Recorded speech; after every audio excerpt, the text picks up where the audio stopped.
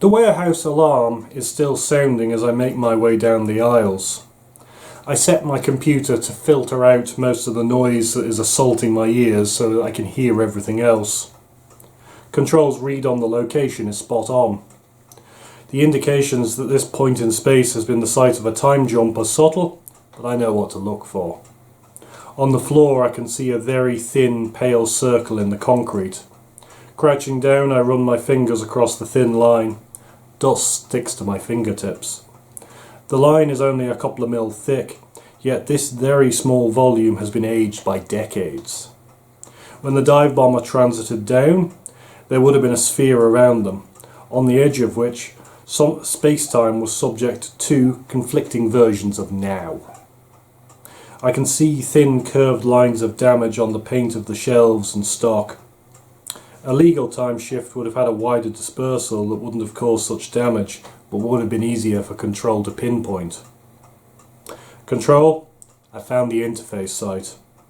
There's no reply. Instead, from behind me, I hear a faint whine. My computer has a number of databases that I can't access directly because foreknowledge is dangerous and strictly regulated. It flashes up an alert in the corner of my vision that the noise is coming from an M263 linear accelerator, a weapon that won't be developed for another 73 years. The warning is nice but moot because a split second later, the first hypervelocity bullet hits me square between the shoulder blades. Thank God he didn't aim for my head. Maybe the dive bomber did, but when Control doesn't instantly reply, I dived forwards, and the auto-targeter probably defaulted to the centre of mass. Even under a microscope my jacket looks like an ordinary trench coat, but it's made from a material that won't be developed for another 9 centuries, and it can stop a 50 cal round at the muzzle. As I dive out of the line of fire, I feel the back of the coat pulse between rigid and relaxed as it absorbs the force of repeated blows, while I scramble away.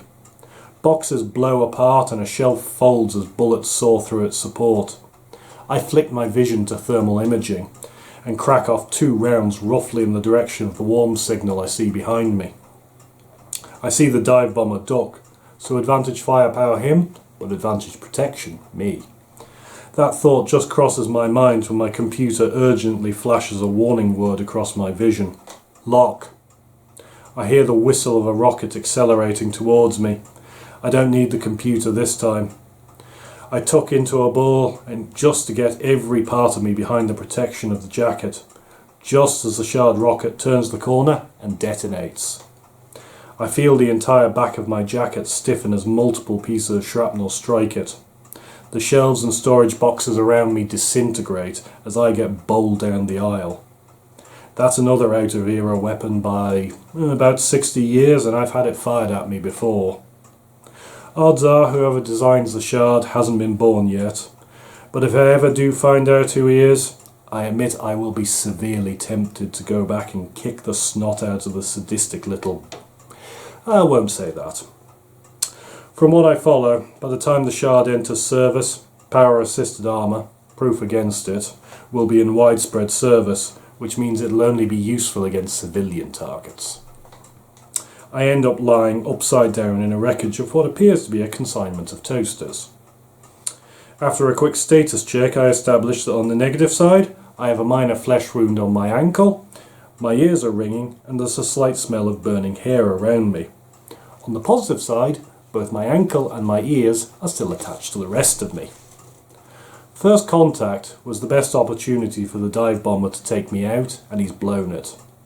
I switch my jacket to camouflage mode just as he comes round the corner. I don't know what people from the top of the timeline look when they should be.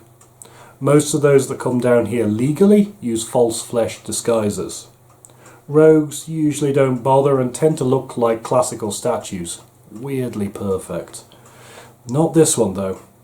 He's obviously had body modifications on the way down, not from anywhere near the top of the time stream. Out-of-era tech is a lot easier to detect in transit than out-of-era flesh and blood, no idea why. The body mods look like pretty crude affairs though, early stuff implanted with even cruder surgery.